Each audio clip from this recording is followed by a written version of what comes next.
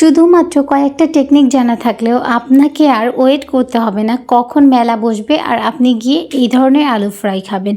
এই আলু ফ্রাইটা বিশেষত মেলাতেই বেশি দেখা যায়, আর কোনো ওয়াজ মাহফিল হলে সেখানে আর এত দূরে গিয়ে আলু ভাজা খাওয়ার দিন একদমই নেই এখন আর। এই আলু ফ্রাইয়ের সবচেয়ে চ্যালেঞ্জিং টেকনিকটা হচ্ছে এর কাটিংটা একদমই মোটেও ইজি না। বাইরে যারা বিক্রি করে ওরা তো মেশিন দিয়ে এই কাটিংটা করে নেয়, আর আমি দেখাবো যে বটিতে কিভাবে হাতেই করে নেওয়া যাবে মেশিনের কাজ।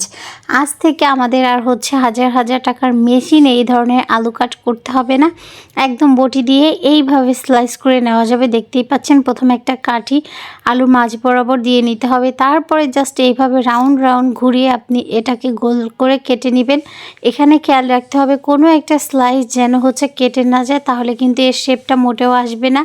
আর এই তো টোটালি আমার কাটা শেষ, এখন জাস্ট এটাকে ঘুরিয়ে নিব। আর এইদিকে দেখুন এরা দুষ্টুমিতে ব্যস্ত, আর আমি কি করব, আমি তো আলু ফ্রাইতে ব্যস্ত। এই তো জাস্ট এইভাবে কাঠিটাকে ঘুরিয়ে ঘুরিয়ে নেবেন, আর আলুটা দেখবেন অটোমেটিক্যালি একদম নিচের দিকে চলে যাচ্ছে, আর এই রাউন্ড শেপটা হয়ে যাচ্ছে। এই তো কত সুন্দর রাউন্ড করা হয়ে গেছে উইদাউট মেশিন, তাই না?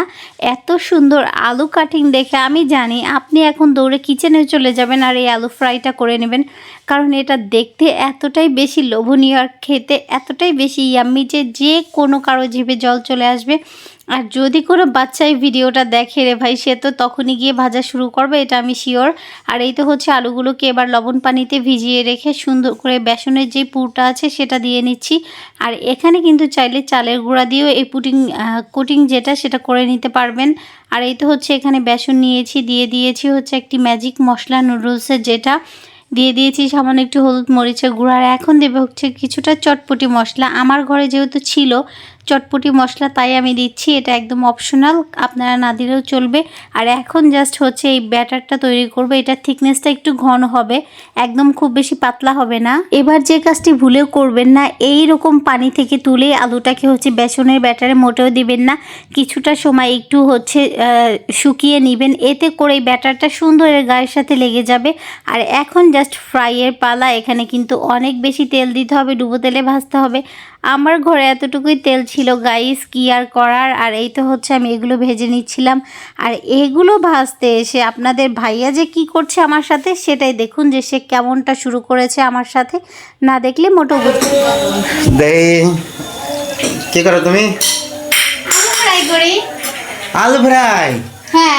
আই হাই রে, আমার বেসনও নষ্ট, আলু নষ্ট, তেলও নষ্ট। চুপ থাকো, খাবা না মনে হয়? খামু? আমি একা খাবো? ওই তো 10 টাকায় কিনতে পাওয়া যায়। 10 টাকা? হ্যাঁ 10 টাকা। যে ফ্রাঙ্কেল লাগে দোকানদাররা, যে 10 টাকা করে বেচে। দেখছো কত তো সুন্দর 20 টাকাই বুঝলাম, তা 20 টাকা তুমি নষ্ট করলা কেন? এতগুলো কয়টুকু টাকা নষ্ট করলা? আচ্ছা তোমার ভাগেরটা শেষ, খাবা না কিন্তু। আচ্ছা ঠিক আছে, খামু না, চাটবো খাবা না। হ্যাঁ তখন তো একদম লোল একদম পড়বে জিনিস আমার, আমি খামু না। তো আবার হিসাব করতে আসছো কেন? যাও। এই ছিল তেল দরদি আমার স্বামীর অবস্থা।